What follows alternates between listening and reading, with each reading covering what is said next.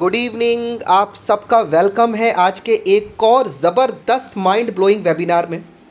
दोस्तों, यकीन मानिए मैं खुद इस समय का वेट करता हूं कि जल्दी से जल्दी मुझे आज आप लोगों से बात करने का मौका मिले और कल हमारी ट्रेनिंग को हमने जिस जगह पर छोड़ा था आज उसी जगह से हम इस ट्रेनिंग को स्टार्ट करेंगे। दोस्तों, जैसा कि आप लोग जानते हैं कि आज अभी हमारा बेसिक ट्रेनिंग का एक कंप्लीट टॉपिक चल रहा है। और दोस्तों, जैसा कि आप जानते हैं कि बेसिक ट्रेनिंग केवल एक सेशन में ख़त्म होने वाला टॉपिक नहीं है। मैंने कल भी आप लोगों से बोला था कि जैसे एक पौधे के लिए पहली बार दिए गए पानी का महत्व होता है, उसी तरह से इस बेसिक ट्रेनिंग का एक नए एसोसिएट के लिए महत्व होता है। दोस्तों, ये सबसे इम्पॉर्टेंट और सबसे सेंसिटिव और सबसे इम्पॉर्टेंट पार्ट है। तो फ्रेंड्स, ये एक सेशन में कंप्लीट नहीं हो सकता, जैसा कि मैंने आप लोगों को बोला था। तो आज दोस्तों हम इसके अगले सेशन में हम बात करेंगे।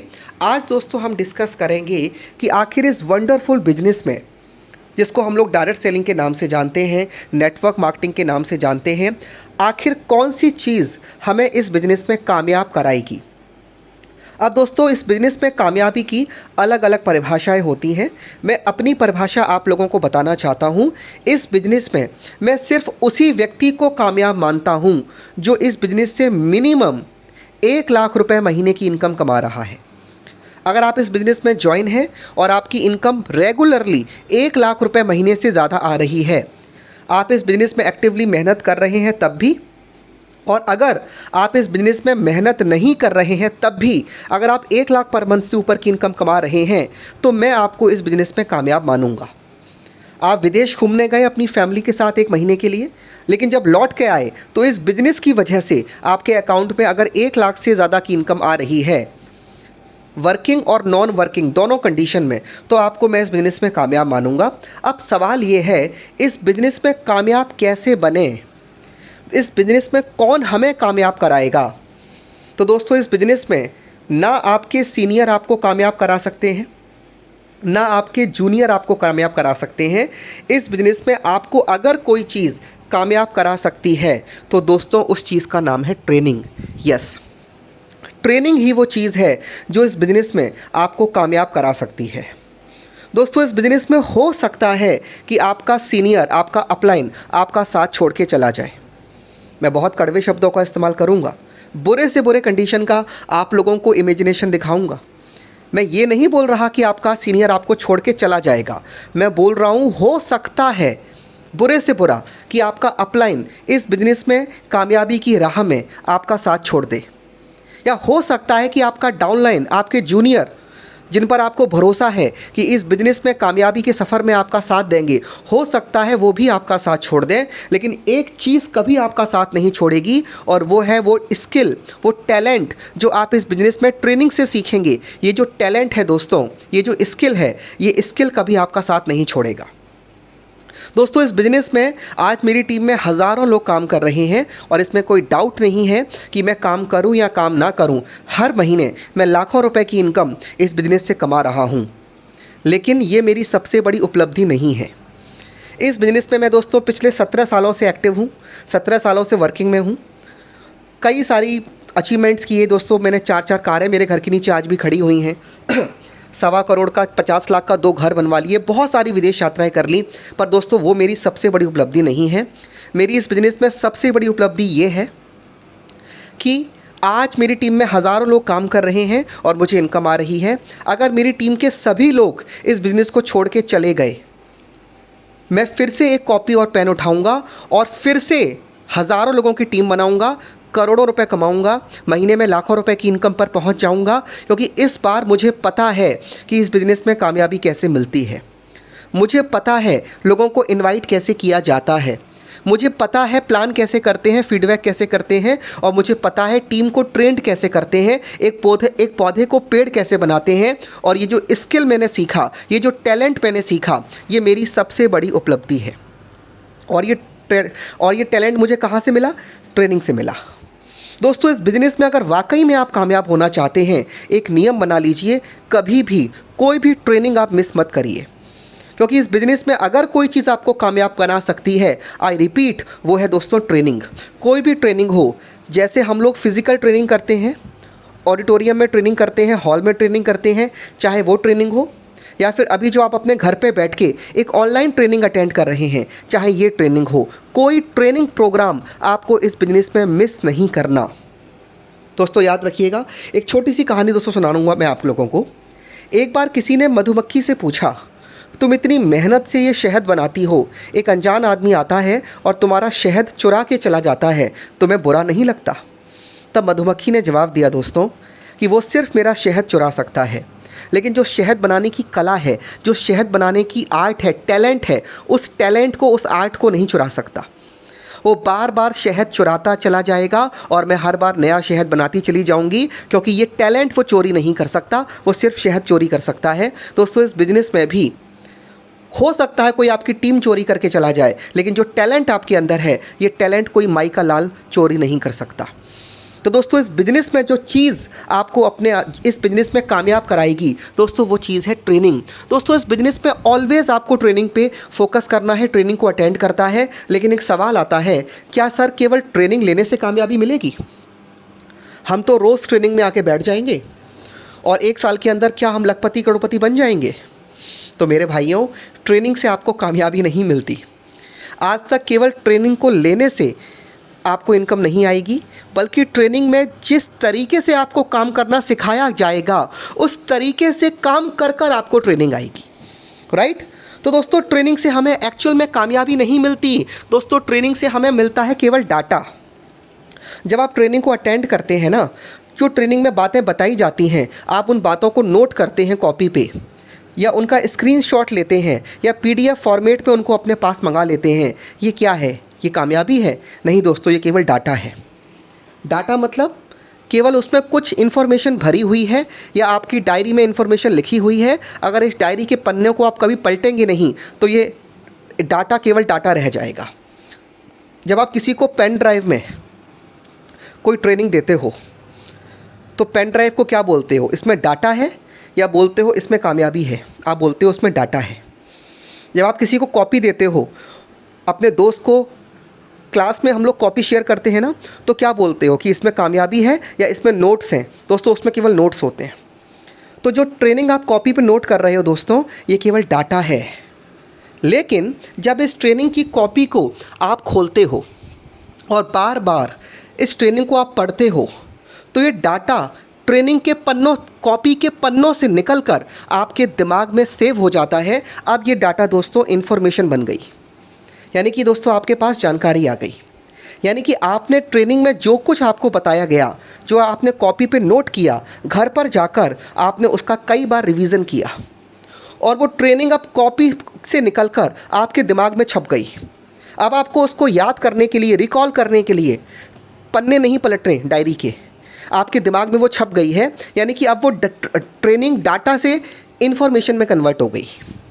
लेकिन दोस्तों इस बिज़नेस में कामयाब होने के लिए इन्फॉर्मेशन से ही काम नहीं चलेगा, हमें चाहिए नॉलेज। अब दोस्तों नॉलेज और ट्रेनिंग में अंतर क्या है, इन्फॉर्मेशन में अंतर क्या है? हमें इन्फॉर्मेशन तो मिल गई, हमने ट्रेनिंग को कॉपी पे नोट किया, डाटा, उस डाटा को बार बार पढ़ा, याद हो गया इन्फॉर्मेशन। लेकिन नॉलेज हमें कैसे मिलेगी? कि इन्फॉर्मेशन में और नॉलेज में अंतर क्या होता है? दोस्तों बहुत सिंपल सा अंतर है। मुझे पता है ये काम कैसे होता है, इसको बोलते हैं इन्फॉर्मेशन। लेकिन मैं ये काम कर लेता हूँ, मैं ये काम कर चुका हूँ, मुझे ये काम करना आता है, इसको बोलते हैं नॉलेज। एग्जाम्पल, आप में से कितने लोगों को पता है कि कार कैसे चलाते हैं? शायद हर एक को पता होगा कार कैसे चलाते हैं। कार में ब्रेक कहाँ होते हैं? सबको पता है। कार में स्टीयरिंग किस आकार की होती है? सर्किल होती है, ट्रायंगुलर होती है, सबको पता है। कार में हॉर्न कहाँ होता है? सबको पता है। कार में एक्सीलेटर कहाँ होता है? सबको पता है। कार में गियर कितने होते हैं, कहाँ होते हैं? सबको पता है। सबको ये पता तो है कि कार कैसे चलाते हैं, लेकिन चला केवल कुछ ही लोग पाते हैं। कौन से लोग? यानी कि इन्फॉर्मेशन तो सबको है कि कार कैसे चलाते हैं, लेकिन नॉलेज बहुत कम लोगों को है, क्योंकि जिन लोगों के पास इन्फॉर्मेशन के साथ में एक्सपीरियंस है, आपके पास, आपको पता है कार कैसे चलाते हैं, और आपने 5 से 6 बार कार को चला के देख लिया, 1-2 एक्सीडेंट भी हुए होंगे आपसे, 5 से 6 बार आपने कार को जाकर रोड पे चलाने की कोशिश करी, आपको तजुर्बा आया, यानी कि इन्फॉर्मेशन के साथ में एक्सपीरियंस जैसे ही ऐड होता है वो इन्फॉर्मेशन नॉलेज में बदल जाती है। यानी कि इन्फॉर्मेशन आपको पता है खाना कैसे बना लेते हैं, चाय कैसे बनाते हैं, पर आपने कभी चाय बनाई नहीं है। आपको इन्फॉर्मेशन है लेकिन एक्सपीरियंस ना होने की वजह से आपने कभी ट्राई नहीं किया चाय बनाकर, तो दोस्तों आपको नॉलेज नहीं है। लेकिन जिस दिन आप 5-6 बार ट्राई कर लोगे ना, चाय बना के देख लोगे, आपको नॉलेज आ जाएगी। अब आपकी इन्फॉर्मेशन आपकी नॉलेज में बदल गई। दोस्तों इन्फॉर्मेशन में और नॉलेज में केवल एक चीज़ का अंतर है, वो है एक्सपीरियंस। जिस चीज़ को आप कर लोगे 5-6 बार तो वो चीज़ का एक्सपीरियंस आपको मिल जाएगा और आपकी जो इन्फॉर्मेशन है वो नॉलेज में बदल जाएगी। और इस दुनिया में इन्फॉर्मेशन की कोई वैल्यू नहीं है, लेकिन नॉलेज की दोस्तों बहुत वैल्यू है। इन्फॉर्मेशन तो आपको गूगल बाबा फ्री में दे देते हैं। आप डॉक्टर के पास में जाते हैं 500 रुपये देकर अपने बीमारी की दवाइयाँ लेने के लिए? नहीं, दवाइयाँ तो आपको गूगल भी बता देगा। आप डॉक्टर के पास में जाते हैं केवल ये पता करने के लिए कि आपको बीमारी कौन सी है। एक बार बीमारी का पता चल जाए तो दवाइयाँ तो गूगल भी आपको बता देगा। दोस्तों जब आप डॉक्टर के पास जाते हैं तो उससे क्या बोलते हैं? आप उसको ये बोलते हैं डॉक्टर साहब मुझे मलेरिया हो गया है? नहीं, आप उसको ये बोलते हैं डॉक्टर साहब 3 रातों से बहुत तेज़ बुखार आ जाता है, बहुत सर्दी लगती है, गले में खराश है, पैरों में टूटन मच रही है, कमर में दर्द हो रहा है, ऐसा लग रहा है चक्कर खा के गिर पड़ूंगा।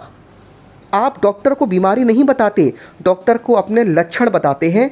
डॉक्टर अपनी नॉलेज से बीमारी का पता कर लेता है। डॉक्टर आपकी नब्ज़ चेक करता है, आपका गला देखता है और फिर बोलता है भाई तुमको तो मलेरिया हो गया है, और फिर 2 मिनट के अंदर वो मलेरिया की दवाई लिखकर आपको दे देता है। आप दवाई खाते हैं और ठीक हो जाते हैं। अगर आप गूगल पे टाइप करो मेडिसिन फॉर मलेरिया, यानी कि मलेरिया की दवाइयाँ, तो गूगल भी वही दवाई आपको फ्री में बता देगा जिसको बताने के लिए डॉक्टर आपसे 500 रुपये की फ़ीस लेते हैं। लेकिन गूगल सिर्फ ये बता सकता है कि मलेरिया की दवाइयाँ कौन सी हैं, पर गूगल ये नहीं बता सकता कि आपको बीमारी कौन सी है। ये बीमारी पता करने के लिए आपको डॉक्टर के पास ही जाना पड़ेगा, क्योंकि डॉक्टर के पास में एक ऐसी चीज़ है जो गूगल के पास में नहीं है, और वो है दोस्तों नॉलेज। जी हाँ दोस्तों, डॉक्टर के पास एक्सपीरियंस है। डॉक्टर ने 5 साल तक इन्फॉर्मेशन इकट्ठा करी MBBS में, और ये इन्फॉर्मेशन तो उसको गूगल पे भी मिल जाती, लेकिन इन्फॉर्मेशन के साथ में उसने प्रैक्टिकल कर उसका एक्सपीरियंस भी लिया। तो जब इन्फॉर्मेशन और एक्सपीरियंस दोनों साथ में मिले तो वो नॉलेज बन गई। आज डॉक्टर की इतनी वैल्यू है कि वो अपने नॉलेज 5 मिनट में किसी को देता है तो उससे 500 रुपये ले लेता है। दोस्तों आज केवल इन्फॉर्मेशन की कोई वैल्यू नहीं है। मैं बहुत सारे लोगों को जानता हूँ जिनको भारत के हर प्रदेश की राजधानी पता है। अरे भैया क्या वैल्यू है उसकी वैल्यू ज़ीरो है। जो चीज़ गूगल 1 सेकंड में आपको बता सकता है, उस चीज़ को याद करने से कोई फ़ायदा नहीं है। आज की डेट दोस्तों इन्फॉर्मेशन एज है। आज हम जिस सदी में जी रहे हैं, इस सदी को बोलते हैं इन्फॉर्मेशन एज, यानी कि जानकारी की सदी। गूगल आपको एक छोटी छोटी इन्फॉर्मेशन दे सकता है। अमेरिका के राष्ट्रपति कौन से ब्रांड के साबुन से नहाते हैं, ये आप गूगल से पूछ सकते हैं, बता देगा। इस इन्फॉर्मेशन की वैल्यू नहीं बची। आज वैल्यू बची है सिर्फ नॉलेज की। आज वैल्यू बची है स्किल की, टैलेंट की, कि आपके पास ऐसा कौन सा टैलेंट है जो गूगल बाबा के पास नहीं है। तो दोस्तों आपको ट्रेनिंग से मिला डाटा, उस डाटा को आपने याद करके बना लिया इन्फॉर्मेशन। लेकिन दोस्तों इन्फॉर्मेशन से ही कामयाबी नहीं मिलेगी। अब आपको तरीका पता चल गया, जानकारी मिल गई इनवाइट करने की, प्लान करने की, फीडबैक करने की। जब तक मार्केट में जाकर आप लोगों को प्लान नहीं दिखाएंगे, फीडबैक नहीं करेंगे, इनवाइट नहीं करेंगे, तब तक आपको एक्सपीरियंस नहीं मिलेगा। तो कामयाबी के लिए ट्रेनिंग ज़रूरी है। ट्रेनिंग से मिलेगा डाटा, डाटा को से मिलेगी इन्फॉर्मेशन, और जब जो इन्फॉर्मेशन आपको मिली है उसको आप अपनी रियल लाइफ में अप्लाई करोगे, अपने बिजनेस में अप्लाई करोगे, तो आपको वहाँ से मिलेगी एक्सपीरियंस। और यही इन्फॉर्मेशन और एक्सपीरियंस एक डेडली कॉम्बिनेशन बनेगा नॉलेज का। और दोस्तों इंग्लिश में कहावत है, नॉलेज ब्रिंग्स कॉन्फिडेंस। दोस्तों नॉलेज ही वो चीज़ है जो आपके अंदर कॉन्फिडेंस लेकर आएगी। दोस्तों ध्यान रखना, इस बिज़नेस में कॉन्फिडेंस बहुत ज़रूरी है, क्योंकि ये आपके चेहरे पे दिखाई देता है। दोस्तों हमारे बिजनेस में नॉलेज से आपको कॉन्फिडेंस मिलता है, और अगर मैं बोलूँ ये बिजनेस पूरे के पूरा आपके कॉन्फिडेंस पे टिका हुआ है तो ये गलत नहीं होगा। क्योंकि ये कॉन्फिडेंस आपके चेहरे पे दिखाई देता है।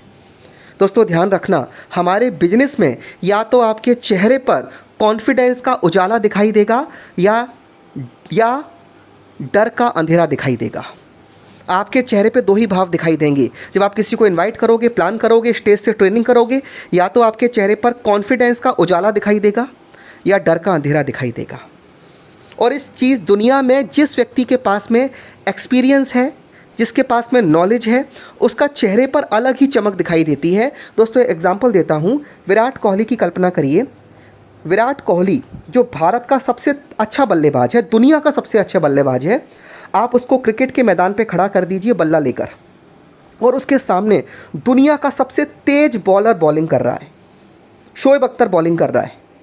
शोएब अख्तर जब 150 किलोमीटर प्रति घंटे की स्पीड से बॉल फेंकेगा तो बॉल को खेलते समय विराट कोहली के चेहरे पर कभी देखिएगा, उसके चेहरे पर आपको केवल कॉन्फिडेंस दिखाई देगा। वो बिना डरे शोएब अख्तर की आंखों में देखता है। शोएब अख्तर 150 किलोमीटर की स्पीड से बॉल फेंकेगा और विराट कोहली उस पर शानदार चौका मारेगा, और शोएब अख्तर की आंखों में आंखें डाल के बोलेगा, बस इतनी ही दम है, जाओ एक बार और ट्राई करो। शोएब अख्तर दोबारा बॉल लेके जाएगा, इस बार 160 किलोमीटर प्रति घंटे की स्पीड से बॉल डालेगा और दोबारा से विराट कोहली छक्का मार के बोलेगा, हंसी उड़ाएगा, बस बेटा इतनी दम है, बुढ़े हो गए। क्योंकि बॉलिंग उस बॉलर को खेलते समय उसके चेहरे पर कॉन्फिडेंस दिखाई देगा, क्योंकि वो बैटिंग का एक्सपर्ट है, उसको बैटिंग की नॉलेज है। लेकिन उसी विराट कोहली को आप 5000 लोगों के बीच में खड़ा कर दो माइक लेकर और उसको बोलो गाना गाओ, अब वही विराट कोहली के चेहरे पर आपको डर दिखाई देगा। उसके हाथ कांपेंगे, उसका गला कांपेगा, उसके पैर कांपने शुरू हो जाएंगे। क्यों उसके चेहरे पर डर दिखाई देगा? क्योंकि विराट कोहली को बैटिंग की नॉलेज है, तो बैटिंग करते समय उसके चेहरे पे कॉन्फिडेंस दिखाई देगा। और विराट कोहली को सिंगिंग की नॉलेज नहीं है, तो सिंगिंग करते समय उसके चेहरे पर डर दिखाई देगा। इसका वाइस वर्सा एग्जाम्पल देता हूँ। बहुत बड़े सिंगर हैं अरिजीत सिंह। अरिजीत सिंह को आप खड़ा कर दो स्टेज पर 50,000 लोगों के बीच में माइक लेकर और अरिजीत सिंह को बोलो गाना गाओ, तो अरिजीत सिंह बड़े मुस्कुराते मुस्कुराते गाने गाएंगे। मैं फिर भी तुमको चाहूँगा। दोस्तों बड़े मुस्कुराते मुस्कुराते वो गाने गाएंगे, हाथ में माइक होगा, एक हाथ उनकी जेब में होगा। गाना गाते गाते वो ऑडियंस के साथ में सेल्फी भी खींचेंगे, गिटार भी बजाएंगे, डांस भी करेंगे। बड़े आराम से हंसते हंसते कॉन्फिडेंस के साथ में वो 50,000 लोगों के बीच में गाना गाएंगे। पर उसी अरिजीत सिंह को आप बल्ला पकड़ाओ, मैदान में खड़ा करो और सामने खड़ा हो शोएब अख्तर। अरिजीत सिंह दोस्तों पैर कांपेंगे और हो सकता है अरिजीत सिंह बल्ला छोड़ के भाग जाए। तो जो अरिजीत सिंह गाने गाते समय उसके चेहरे पे कॉन्फिडेंस था, लेकिन क्रिकेट बैटिंग करते समय उसके चेहरे पे डर है। क्यों? क्योंकि अरिजीत सिंह को दोस्तों सिंगिंग की नॉलेज है, तो सिंगिंग करते समय उसके चेहरे पर कॉन्फिडेंस है। और उसी अरिजीत सिंह को बैटिंग की नॉलेज नहीं है, तो बैटिंग करते समय उसके चेहरे पे डर है। दोस्तों यानी कि हमें जिस चीज़ की नॉलेज होती है ना, वो चीज़ को करते समय हमारे चेहरे पर एक अलग ही ऊपर वाले का नूर, एक अलग ही तेज, एक अलग ही चमक दिखाई देती है। एक अच्छा बॉलर केवल बॉल को पकड़ता है और बॉल के पकड़ने के तरीके से पता चल जाता है वो कितना अच्छा बॉलर है। एक अच्छा सिंगर केवल माइक को पकड़ता है और माइक को पकड़ने के तरीके से पता चल जाता है कि कौन कितना अच्छा सिंगर है। एक अच्छा कार मैकेनिक केवल कार के इंजन को टच करता है और कार के इंजन को टच करने के तरीके से पता चल जाता है कि कौन कितना अच्छा कार मैकेनिक है। दोस्तों ये कॉन्फिडेंस आपके चेहरे पे दिखाई देता है। सेम वे जब आप लोगों को इनवाइट करने जाते हो, प्लान फीडबैक करने जाते हो, तो ये कॉन्फिडेंस दोस्तों आपके चेहरे पे दिखाई देता है। जी हाँ दोस्तों, ये कॉन्फिडेंस आपके चेहरे पे दिखाई देता है, आपको शायद नहीं पता। दोस्तों यही कॉन्फिडेंस जब लोग देखते हैं और यही डर जब लोग देखते हैं, तो वो समझ जाते हैं कि आप कितने पक्के या कितने कच्चे खिलाड़ी हो। जब आप इनवाइट प्लान फीडबैक नहीं जानते और लोगों को इनवाइट करते हो, तो लोग समझ जाते हैं आप कच्चे खिलाड़ी हो, और फिर वो आपको वैसे ही पटक पटक के धोते हैं जैसे एक धोबी कपड़ों को धोता है। लेकिन जब आपके चेहरे पे कॉन्फिडेंस होता है दोस्तों, तो वही लोग दूर से देखकर आपको नमस्कार करते हैं, आपके साथ चलना शुरू कर देते हैं, आपको अपना आइडियल मान लेते हैं। क्यों? क्योंकि वो कॉन्फिडेंस उनको दिखाई देता है। दोस्तों मैंने आपको पहले ही कहा, हम इतने बड़े कलाकार नहीं हैं कि अपने चेहरे के भावों को छुपा सकें। या तो हमारे चेहरे पर कॉन्फिडेंस का उजाला होगा या डर का अंधेरा होगा। ये सब कुछ डिपेंड करता है उस नॉलेज पर जो इस बिजनेस में आपको आनी चाहिए। दोस्तों मैं आपको अपना एग्जांपल देता हूँ, सच बता रहा हूँ दोस्तों मैं आपको। जब मैंने इस बिज़नेस को ज्वाइन किया तो मैंने आपसे कल भी कहा था कि पहले साल मुझे कोई बहुत अच्छी इनकम नहीं हुई। तो जब मैंने फीडबैक करना शुरू किया, मैं जाकर लोगों का फीडबैक करता था, तो दोस्तों लोग मुझसे पूछते थे, सर ये सब छोड़ो, ये बताओ आपने कितना कमाया। और मेरे को सच में ज़्यादा इनकम नहीं आई थी, तो मैं मन ही मन डरता था, हे भगवान कहीं सामने वाला ये ना पूछ ले कि तुमने कितना पैसा कमाया। और सामने वाला मुझसे पहला सवाल यही पूछता था। तो हालांकि मैं उसको जवाब देता था कि भाई देखो मेरी शुरुआत है, मैंने तो बहुत ज़्यादा इनकम नहीं कमा पाई अभी तक, लेकिन हाँ जो मेरे सीनियर हैं मैं उनकी बड़ी बड़ी इनकम तुम्हें दिखा सकता हूँ। ऐसा बोलकर मैं अपने आप को बचाता था। लेकिन आज इस बिज़नेस में मेरी दोस्तों हर महीने लाखों रुपए की इनकम आ रही है, और मैं दिल से चाहता हूँ कि लोग मेरी इनकम देखें, मेरा अकाउंट बैंक अकाउंट खोल के देखने के लिए बोलें। दोस्तों मैं स्टेज से खड़े होकर बोलता हूँ कि आज इस बिज़नेस से मैं लाखों रुपए महीना कमा रहा हूँ, आप देखना चाहो तो मेरा बैंक अकाउंट खोल के मैं आपको दिखा सकता हूँ। मैं लोगों के सामने अपना मोबाइल ओपन करता हूँ तो लोग बोलते नहीं सर आप रहने दीजिए, हमें आप पे पूरा विश्वास है कि आप लाखों रुपए कमा रहे हैं। अब जब मैं चाहता हूं कि लोग मेरी इनकम देखें, तब कोई मेरी इनकम नहीं देखता, सबको मेरे पे बिलीव है, क्योंकि ये कॉन्फिडेंस उनको ये साबित कर रहा है कि यस ये व्यक्ति सच में इनकम कमाता है। दोस्तों ये पूरा खेल ही कॉन्फिडेंस का है। हमारे बिजनेस में दोस्तों सब कुछ कॉन्फिडेंस पे टिका हुआ है। मैंने दोस्तों एक फ़िल्म देखी थी, फिल्म का नाम था फटा पोस्टर निकला हीरो, मुझे आज भी याद है, शाहिद कपूर की फ़िल्म है। इस फिल्म में एक सीन है कि शाहिद कपूर की माँ को दुश्मनों ने पकड़ रखा है और शाहिद कपूर इस फिल्म में नकली इंस्पेक्टर बना है। तो वो अकेला दुश्मन के अड्डे में चला जाता है और पूरे कॉन्फिडेंस से बोलता है तुम लोग अपने अपने हथियार डाल दो, इस पूरे अड्डे को पुलिस ने चारों तरफ से घेर रखा है। और उसके कॉन्फिडेंस को देखकर वो बेवकूफ़ गुंडे अपने हथियार डाल देते हैं, क्योंकि उसकी आवाज़ में वो कॉन्फिडेंस था। दोस्तों सारा खेल कॉन्फिडेंस का है, लेकिन ये कॉन्फिडेंस आएगा कैसे? ये कॉन्फिडेंस आएगा नॉलेज से।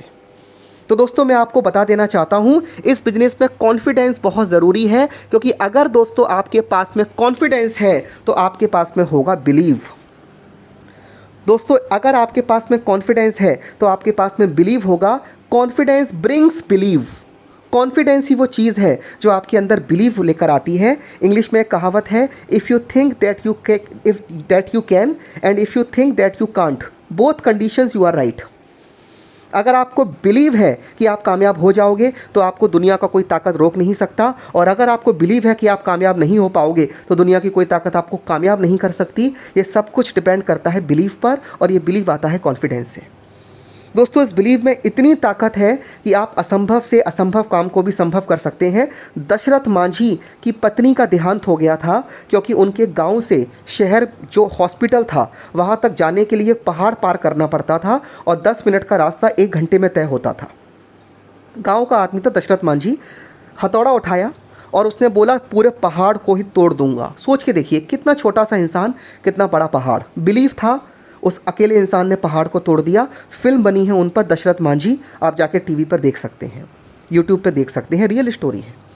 दोस्तों बिलीव में इतनी ताकत है दोस्तों कि आप असंभव से असंभव काम को भी संभव कर सकते हैं। ये दुनिया ही दोस्तों बिलीव पे टिकी हुई है, ये दुनिया ही विश्वास पे टिकी हुई है। हम सबको विश्वास है कि कल सुबह सूरज निकलेगा, हम सबको विश्वास है कल पक्षी चहचहाएंगे, हम सबको विश्वास है फिर रात होगी, फिर दिन होगा, फिर हम बड़ी बड़ी एफडी खोल देते हैं बैंक्स में, बड़े बड़े शेयर स्टॉक मार्केट में इन्वेस्ट कर देते हैं। बिलीव पे तो इन्वेस्ट करते हैं, ये दुनिया आगे चलेगी।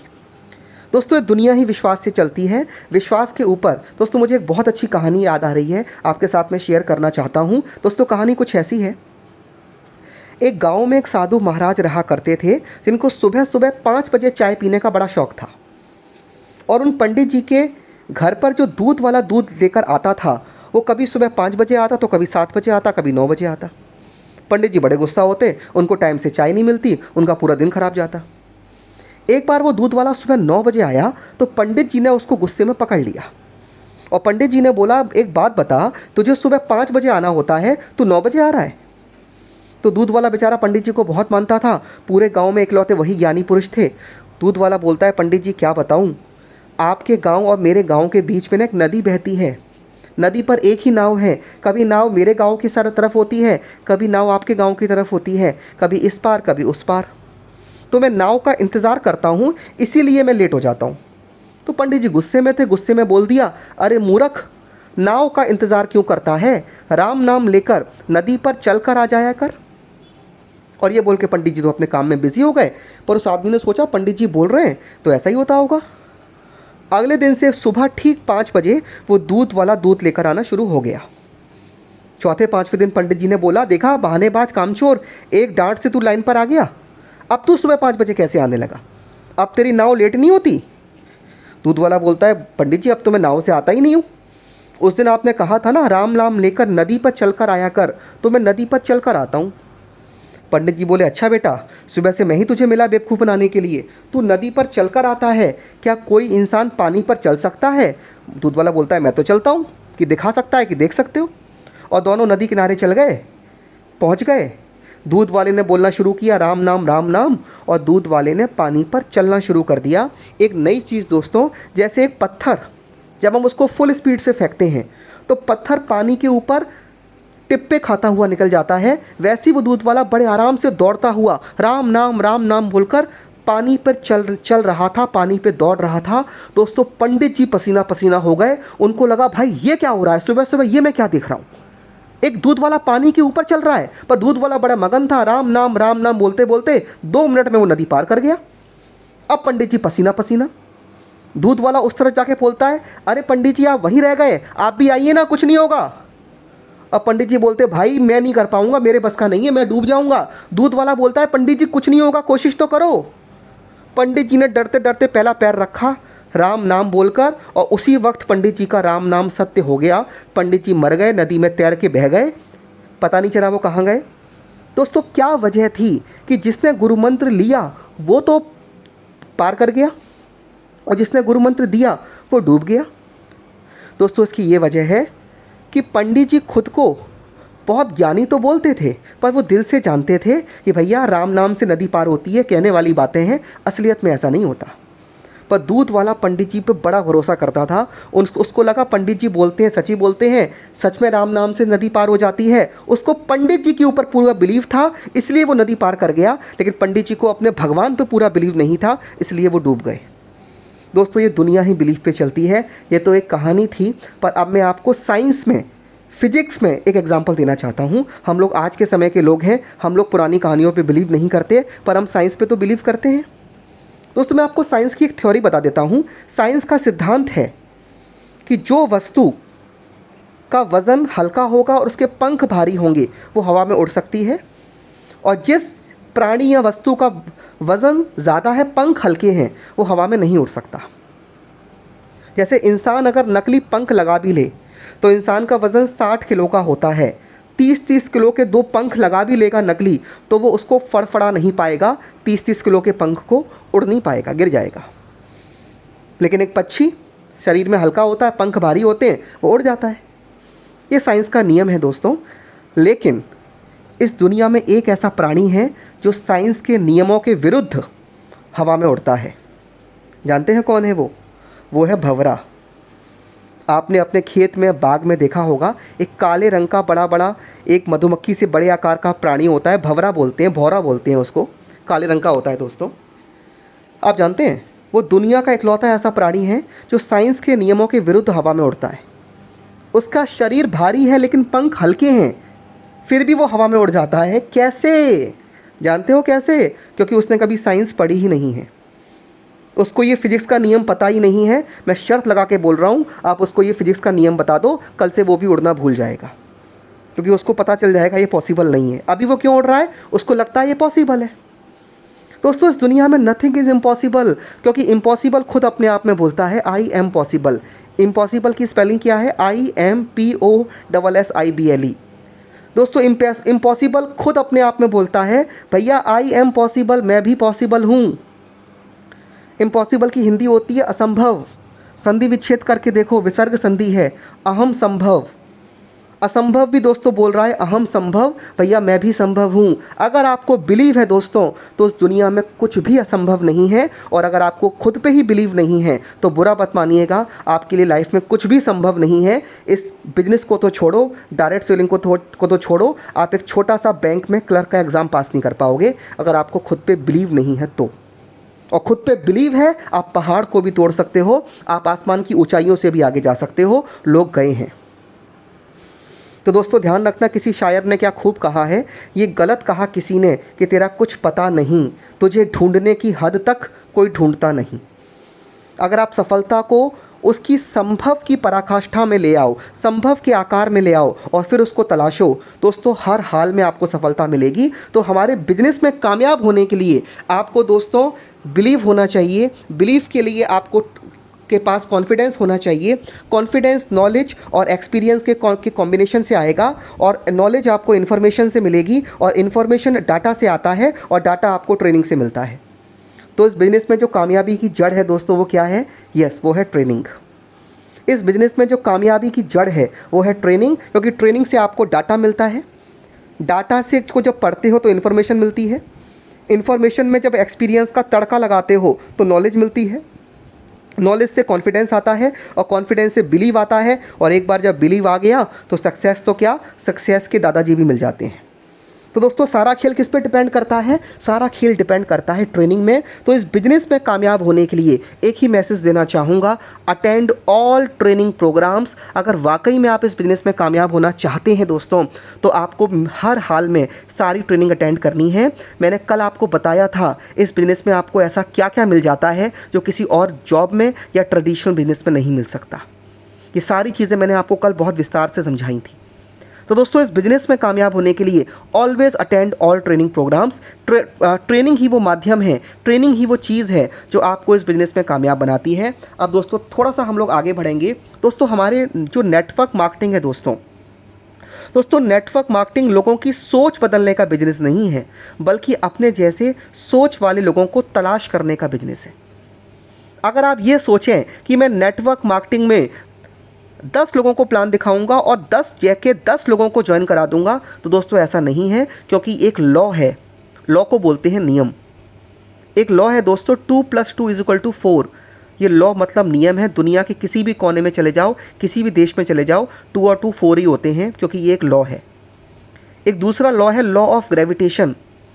कोई भी पत्थर उछालोगे वापस ज़मीन पे आ जाएगा, क्योंकि गुरुत्वाकर्षण का नियम है दोस्तों। अगर आप इस पृथ्वी पे रहते हो तो ये लॉ काम करेगा आपके लिए। दोस्तों इसी तरह एक लॉ है लॉ ऑफ एवरेज, औसत का नियम, जो दुनिया के हर बिजनेस में लागू होता है।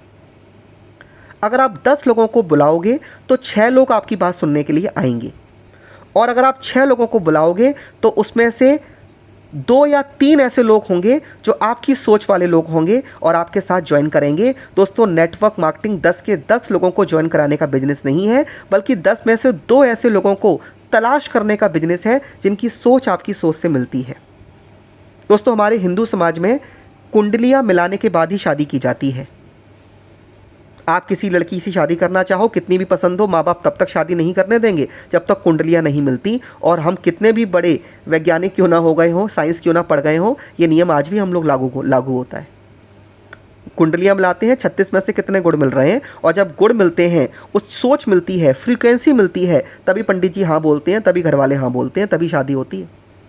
राइट दोस्तों, हमारे जब, और ऐसा नहीं है कि किसी व्यक्ति को, लड़के को कोई लड़की नहीं मिलती जिसके गुण उससे मिलते हैं, मिलती हैं। 4-5 लड़कियां देखनी पड़ती हैं, 6-7 लड़के देखने पड़ते हैं, तब जाकर अपनी जैसी सोच वाला, अपने जैसे कुंडली के गुणों वाला लड़का या लड़की हमको मिल जाता है। ऐसा तो है नहीं कि आपने एक लड़की देखी और उसके बाद आपको उसके गुण नहीं मिले तो क्या आप लड़की देखना छोड़ दोगे, या आपके माँ बाप अपनी लड़की के लिए लड़का देखना छोड़ देते हैं? नहीं भैया, पता है 5-6 लड़के देखेंगे तब हमारी पसंद का, हमारी लड़की की सोच जैसा लड़का हमें मिल जाएगा। राइट दोस्तों, सेम वे हमारे बिजनेस में भी आपको भीड़ इकट्ठे, दोस्तों आपको अपनी जैसी सोच वाले लोगों को तलाश करने का बिजनेस है, और दोस्तों उनको अपने साथ ज्वाइन करवाने का बिजनेस है। दोस्तों सबसे पहले अपनी खुद की सोच पॉजिटिव, खुद की सोच पॉजिटिव करो। दोस्तों इस बिजनेस में पहले अपनी सोच पॉजिटिव करो, अपने आप पे आप खुद पे बिलीव करो कि यस, इस इंडिया में, इस बिजनेस में लाखों लोग कामयाब हो रहे हैं, लाखों लोग कामयाब हो चुके हैं, और आने वाले समय में करोड़ों लोग कामयाब होने वाले हैं, और उन करोड़ों में से मेरा नाम भी सबसे ऊपर आएगा। तो पहले अपनी सोच को पॉजिटिव करो, उसके बाद अपने जैसे पॉजिटिव सोच वाले लोगों को तलाशो और उन्हें तराशो। तराशो का मतलब है उन्हें पॉलिश करो, क्योंकि जब एक हीरा मिलता है दोस्तों तो वो पत्थर के टुकड़े जैसा होता है, पर उस हीरो को जौहरी तराशता है। उस पर पॉलिश करता है और फिर उसकी किरणें देखकर दुनिया हिल जाती है। और दोस्तों हीरे की क्वालिटी जानते हो क्या होती है? हीरे की क्वालिटी ये होती है कि उस पर आप कितने भी हथौड़ों की चोट मार लो, हीरा कभी टूटता नहीं है दोस्तों। शीशा टूट जाता है, चटक जाता है। आप जानते हैं कार्बन के ही दो रूप हैं, एक रूप है हीरा, एक रूप है कोयला।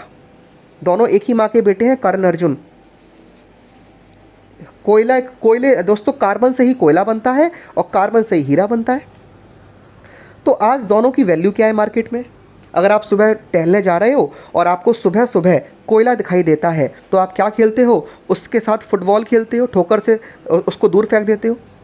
पर अगर आपको सुबह सुबह हीरा मिल जाए तो आप बोलते हो हे भगवान, अब तक के सारे तूने पुण्य कामों का फल दे दिया। उस हीरे को जेब में रख लेते हो, उसको अंगूठी में पहनते हो, अपनी पत्नी के गले के हार में डाल देते हो। दोस्तों एक भाई को स्थान मिला पैरों के नीचे कोयले को, और एक भाई को स्थान मिला भगवान के माथे पर, क्योंकि भगवान जो मुकुट पहनते हैं दोस्तों, उस मुकुट में हीरा लगा होता है। यानी कि एक भाई को स्थान मिला कहाँ पर? लोगों के पैरों के नीचे, और दूसरे भाई को स्थान मिला भगवान के मुकुट, भगवान के भी सिर पर। क्यों दोस्तों? ऐसा इसलिए होता है क्योंकि जो कोयला होता है ना वो टूट जाता है दोस्तों। क्योंकि अगर आप कहीं पर कोयले की खुदाई करते हैं ना तो पहले कोयला निकलता है, लेकिन जब बहुत गहरी खुदाई करते हैं ना तो आपको हीरा मिलता है। एक्चुअली जब एक कोयले पर 3000 मैट्रिक टन का दबाव पड़ता है तो अच्छे अच्छे कोयले टूट जाते हैं, लेकिन जो कोयला 3000 मैट्रिक का दबाव सहकर भी साबुत बचा रहता है दोस्तों, वही कोयला हीरा बन जाता है। और हीरे की ये क्वालिटी है, हीरा कभी टूटता नहीं है दोस्तों। आप हीरे पे हथौड़े की चोट करो दोस्तों, हथौड़ा टूट जाएगा पर हीरा नहीं टूटेगा। और जब यही हीरा जौहरी को मिलता है, जौहरी उसको पॉलिश करता है मशीन में, उसको कई सारे एंगल देता है, हज़ारों एंगल देता है, और जब लाइट उस पर पड़ती है तो लाइट रिफ्लेक्ट होती है और वो हीरा चमकता है। वो क्यों नहीं टूटा? क्योंकि जिसका जन्म ही तूफानों में हुआ है। अरे भैया, छोटे मोटे पत्थर उसका क्या बिगाड़ेंगे? छोटे मोटे आंधियाँ उसकी क्या बिगाड़ेंगी? दोस्तों जिसका जन्म ही तूफान में हुआ, जिसका जन्म ही 3000 मैट्रिक टन के दबाव में हुआ, एक 5 किलो का हथौड़ा क्या बिगाड़ लेगा उसका? तो दोस्तों आपको भी सबसे पहले अपनी सोच पॉजिटिव करनी है और अपनी जैसे पॉजिटिव सोच वाले लोगों को ज्वाइन कराना है। 10 में से 2 या 3 ही मिलेंगे और वही 2 या 3 आपकी ज़िंदगी बदल देंगे। उनको ज्वाइन कराओ, फिर उनको तराशो, क्योंकि दोस्तों अभी वो पॉलिश नहीं है। अभी लाइट पड़ेगी तो वो चमकेंगे नहीं, आपको उनकी अंदर की क्वालिटीज़ को निखारना है। दोस्तों मेरे सीनियर कहा करते थे कि तुम सब हनुमान हो, बस हनुमान जी की तरह तुम्हें तुम्हारा बल याद दिलाने की ज़रूरत है। दोस्तों एक जौहरी जो होता है ना, हीरे की पॉलिश करता है, आपको भी अपनी टीम के लोगों को ट्रेंड करने के लिए उनकी पॉलिश करनी होगी। It is very important. दोस्तों जब आप अपनी टीम के लोगों की पॉलिश करोगे ना दोस्तों, उनको तराशोगे, तो दोस्तों वो निखर के सामने आएंगे और फिर उनकी क्वालिटी देखकर दुनिया उनको सैल्यूट करेगी। राइट? तो दोस्तों आपका काम क्या है? पहले लोगों को ज्वाइन कराओ, उसके बाद उनको ट्रेनिंग दो, उनको तराशो, और अगर वो वाकई में हीरे होंगे दोस्तों तो निखर के सामने आएंगे और उनकी चमक से दुनिया चकाचौंध हो जाएगी, क्योंकि ऐसे ऐसे हीरे आपकी टीम में हैं। ओके दोस्तों?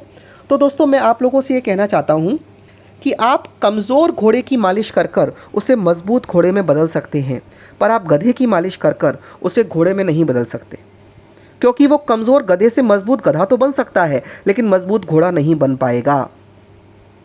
अगर आप किसी ऐसे व्यक्ति के साथ टाइम वेस्ट कर रहे हो जो है ही नहीं हीरा, जो दोस्तों एक है ही नहीं घोड़ा, वो गधा है, आप गधे की ही मालिश करे जा रहे हो, या फिर आप एक कांच के टुकड़े को ही लगातार मशीनों से गुजारे चले जा रहे हो, तो भैया क्या होगा? वो चटक जाएगा आगे चलकर, या फिर वो जो घोड़ा है ना, वो जो गधा है, कमज़ोर गधा, ये तो हो सकता है वो मजबूत गधा बन जाए, क्योंकि ट्रेनिंग एक मालिश की तरह होती है। जब आप मालिश करते हो, किसी को ट्रेनिंग देते हो, तो कमज़ोर घोड़े को मजबूत घोड़े में बदल सकती है, पर दोस्तों वो कभी कमज़ोर गधे को घोड़े में नहीं बदल सकती। हाँ, कमज़ोर गधे को मजबूत गधा बना सकती है। तो दोस्तों सबसे पहले आपको 10 में से 2 लोग तलाश करने होंगे, 2 लोग ऐसे मिलेंगे। यस दोस्तों, 2 लोग ऐसे मिलेंगे 10 में से जो आपकी लाइफ को चेंज कर सकते हैं। उन्हें तलाशो, पॉजिटिव सोच वाले लोगों को तलाशो, उनकी ट्रेनिंग करो, और जब उनकी ट्रेनिंग दोस्तों होगी ना, तो आप देखना वो निखर के सामने आपके सामने आ जाएंगे। ओके? अब दोस्तों एक सवाल है कि हमें कैसे पता चलेगा कि सर कौन घोड़ा है कौन गधा है। तो भैया सिंपल सा तरीका है, क्वांटिटी में से क्वालिटी निकालो, भीड़ में से लीडर तलाशो। आपको केवल भीड़ इकट्ठी करनी है दोस्तों, उन भीड़ में से जो घोड़ा होगा ना अपने आप निकल के सामने आ जाएगा।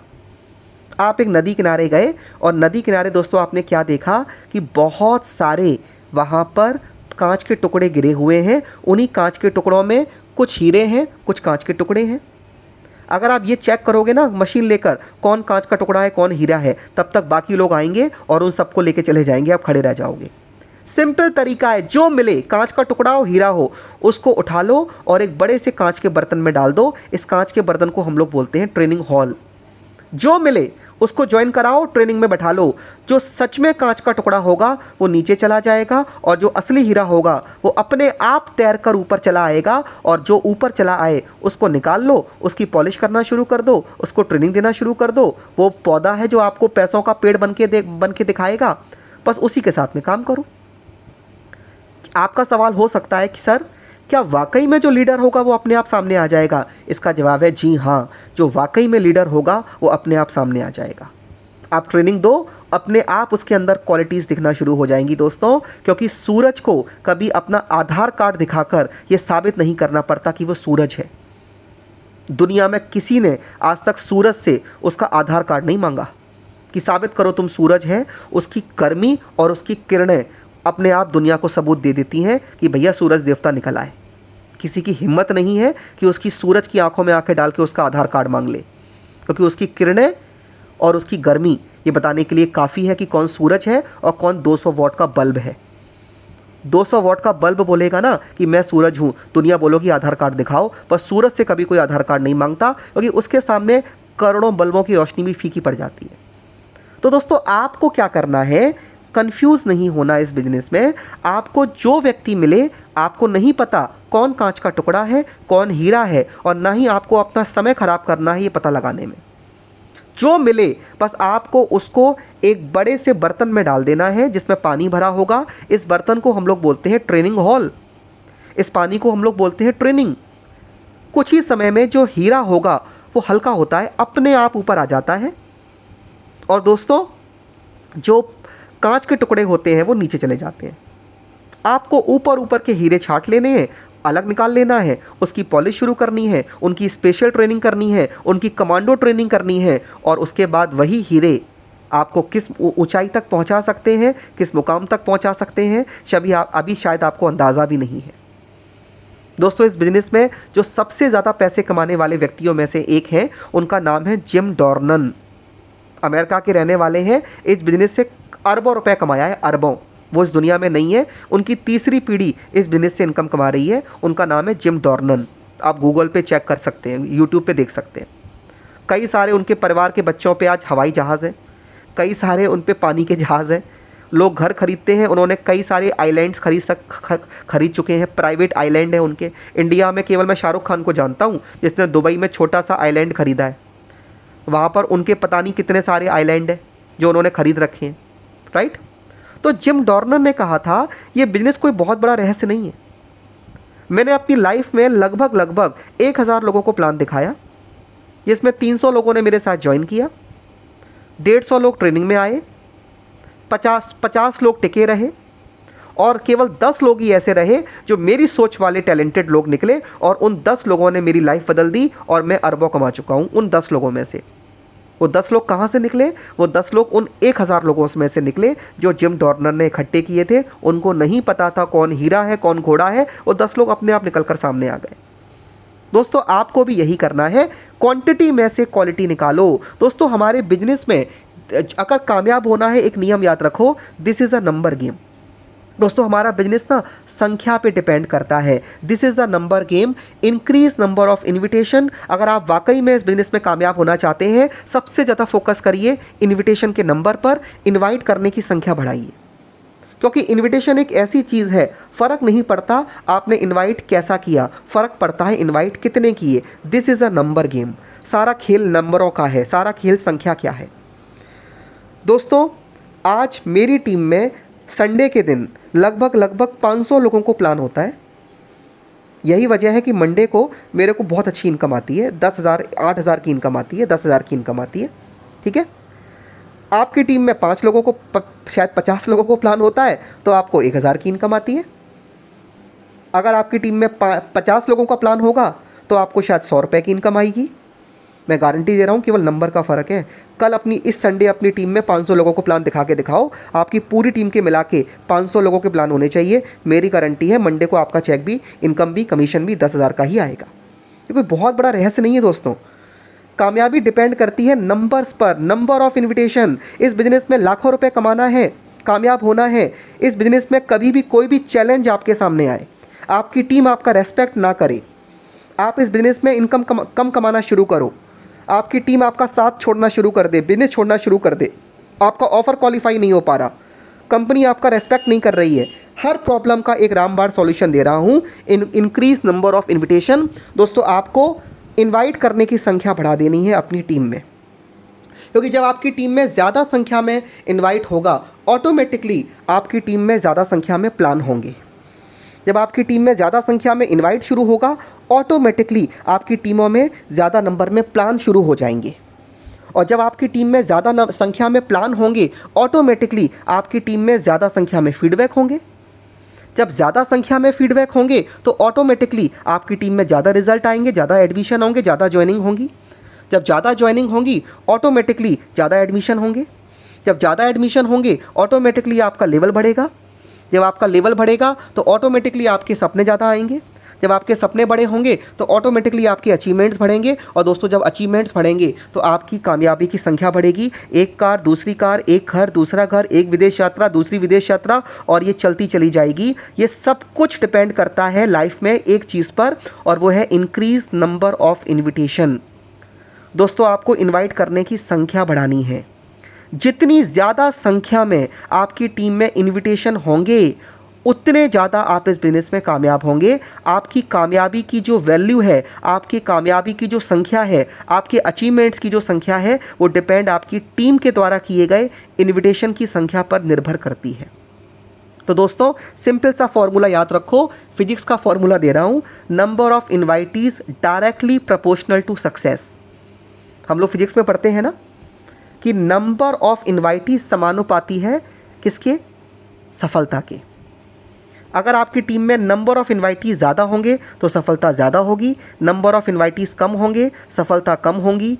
आसान भाषा में बोलूँ, आपकी टीम में जितने ज़्यादा लोगों को इन्वाइट किया जाएगा पूरी टीम के माध्यम से, उतनी ज़्यादा कामयाबी होगी। और आपकी टीम में जितने कम लोगों को इन्वाइट किया जाएगा, उतनी कम कामयाबी होगी। ज़ीरो इन्विटेशन, ज़ीरो कामयाबी।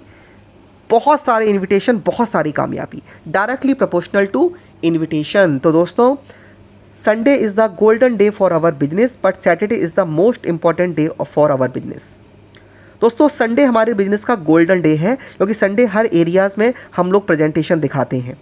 कई सारे हॉल किराए पे लिए जाते हैं। आपके सुपर सीनियर अच्छे ड्रेस कोड पहन के सुबह 10 बजे कॉन्फिडेंस के साथ में मीटिंग हॉल में आते हैं, क्योंकि संडे हमारे बिजनेस का गोल्डन डे है। अक्सर लोग फ्री होते हैं, जॉब करने वाले या फिर जो प्रोफेशनल लोग होते हैं फ्री होते हैं, बच्चों के कॉलेजेस नहीं होते, स्कूल नहीं होते, तो संडे सबसे ज़्यादा संख्या में इन्वाइटी आ सकते हैं। तो नो डाउट संडे हमारे बिजनेस का गोल्डन डे है, लेकिन सबसे इम्पॉर्टेंट डे संडे नहीं है, सबसे इम्पॉर्टेंट डे सैटरडे है, क्योंकि सैटरडे हम संडे की तैयारी करते हैं। और अगर सैटरडे हमारा अच्छा है तो संडे ऑटोमेटिकली अच्छा होगा, और अगर सैटरडे हमने आलस कर दिया तो संडे ऑटोमेटिकली ख़राब होगा। कोई फिल्म बहुत अच्छी लगी फ्राइडे को, वाह वाह वाह, तो पिक्चर के लिए क्या सबसे इंपॉर्टेंट डे फ्राइडे होता है? नहीं, पिक्चर के लिए सबसे इंपॉर्टेंट डे तब होता है जब उसकी स्टोरी लिखी गई होती है, क्योंकि अगर स्टोरी अच्छी है तो फिल्म अपने आप सुपरहिट होगी, और अगर स्टोरी ख़राब है तो फिल्म अपने आप सुपर फ्लॉप हो जाएगी। चाहे वो 500 करोड़ में बनी, एग्जाम्पल ले लो, 500 करोड़ में फिल्म बनी थी आदि पुरुष, 500 करोड़ में, भारतीय सिनेमा की सबसे महंगी फिल्म, सबसे बड़ी डिजास्टर साबित हुई, सबसे बड़ी फ्लॉप साबित हुई। फ्राइडे को जब वो फिल्म लगी तो उसकी कहानी तय फ्राइडे नहीं हुई थी, उसकी कहानी तय उसी दिन हो गई थी जब उसकी स्टोरी पे फिल्म बनाने का डिसीजन लिया गया था। स्टोरी ख़राब थी। और एक छोटी सी फिल्म आई थी केरला स्टोरी, 20 करोड़ में 350 करोड़ कमाए थे। फ्राइडे का दिन इंपॉर्टेंट है, फ्राइडे का दिन गोल्डन है, लेकिन जब इस फिल्म की स्टोरी लिखी गई थी वो सबसे इंपॉर्टेंट डे होता है। तो हमारे बिजनेस में जो सबसे इंपॉर्टेंट डे पूरे हफ्ते में अगर कोई है तो वो सैटरडे है। और मैं आपको याद दिला दूं, कल सैटरडे का दिन है हमारे बिजनेस का सबसे इंपॉर्टेंट डे। और कल आपके द्वारा की गई मेहनत ये डिसाइड करेगी कि आपके संडे कितने इन्वाइटीज़ आएंगे। आप हमारी कंपनी का जो बाई फ्लाइट नेशनल ट्रिप का ऑफ़र चल रहा है, क्वालिफाई करोगे या नहीं करोगे। अक्टूबर में आपकी कितनी इनकम होगी, यही नहीं इस साल आपकी कितनी इनकम होगी, और पूरी ज़िंदगी में आप इस बिज़नेस में किस ऊंचाई पे जाओगे, ये कल का दिन डिसाइड करेगा। क्योंकि कल सबसे इंपॉर्टेंट डे है, सैटरडे इनविटेशन का दिन है। और हमारे बिजनेस में कामयाबी नंबर ऑफ़ इनविटेशन पे डिपेंड करती है दोस्तों। तो मैं आप सब लोगों से याद दिलाना चाहता हूँ, कहना चाहता हूँ कि कल का दिन सब लोग अपने अपने काम छोड़कर इनविटेशन में लग जाओ। और ऐसा नहीं है कल आप प्रोस्पेक्टिंग करो, बल्कि पूरे हफ्ते में जो आपने प्रोस्पेक्टिंग की है उनको कन्फर्मेशन कॉल करो। जिन लोगों को आपने इनवाइट किया पर वो नहीं आए, जिन लोगों के आपने नंबर लिए पर कॉल नहीं किया, उनको इनवाइट करो दोपहर में, शाम को 4 बजे तक। और 4 बजे के बाद वो नंबर फॉरवर्ड करो अपने सीनियर को। सीनियर उनको कन्फर्मेशन कॉल करके पूछेंगे, सर मैं इनका अपलाइन बोल रहा हूँ, मुझे पता चला कल आप हमारे प्रोग्राम में आ रहे हैं, तो मैं आपको कन्फर्म करने के लिए फ़ोन कर रहा हूँ, कल आप आ रहे हैं ना। अगर नहीं आ पाए तो सर अभी मना कर दीजिए, सीटें बहुत लिमिटेड हैं। ड्रेस कोड में आइएगा, आधार कार्ड की फ़ोटोकॉपी लेकर आइएगा। बाई चांस नहीं आ पाए तो कम से कम 2 घंटे पहले फ़ोन करके मना कर देना कि आप नहीं आ पा रहे हो, तो आपकी जगह हम किसी और को इनवाइट कर लेंगे, वरना हमारी सीट ख़राब हो जाएगी और हमारे पास सीट्स बहुत ही लिमिटेड है। कल का दिन दोस्तों इसी का दिन है। 4 बजे से पहले आप लोग इन्वाइट करेंगे और 4 बजे के बाद जो आपके सीनियर हैं वो उनको कन्फर्मेशन कॉल करेंगे। Do more and more confirmation in your team and your personal prospect. दोस्तों इस बिज़नेस में आपके जितने भी पर्सनल प्रोस्पेक्ट्स हैं और आपकी टीम में जितने भी लोग हैं, उन सभी को आपको कन्फर्मेशन कॉल करनी है। ख़ास तौर से सीनियर लीडर को मैं मैसेज देना चाहता हूं, कल शाम को 4 बजे से पहले पहले सारे काम कर लीजिए, क्योंकि 4 बजे से लगातार आपको कन्फर्मेशन कॉल करनी है। और कल भी करनी है और सुबेरे सुबेरे 7 बजे से भी करनी है। याद दिलाना है, भाई साहब पहुंच रहे हो ना, कंफर्म बता दो।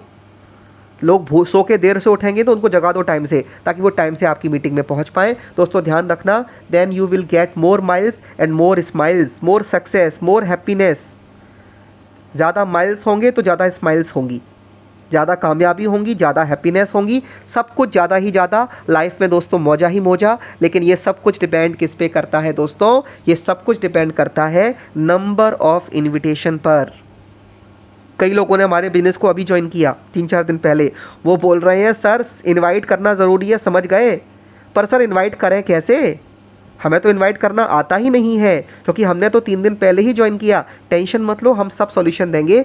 कल सैटरडे है, सब लोग जिनको इनवाइट करना आता है इनवाइट करेंगे, और जिनको इनवाइट करना नहीं आता कल उनके लिए हम एक और सेशन करेंगे, जिसमें हम लोग सिखाएंगे कि इनवाइट करने का सही तरीका क्या है।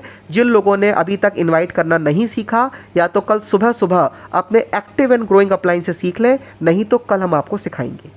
ठीक है फ्रेंड्स, तो दोस्तों बहुत अच्छा लगा आप लोगों से बात कर हमेशा की तरह, और मैं उम्मीद करता हूँ ये ट्रेनिंग आप लोग न केवल सुन रहे हैं बल्कि उसको लिख भी रहे हैं, और न केवल लिख रहे हैं बल्कि अपने बिजनेस में अप्लाई भी कर रहे हैं।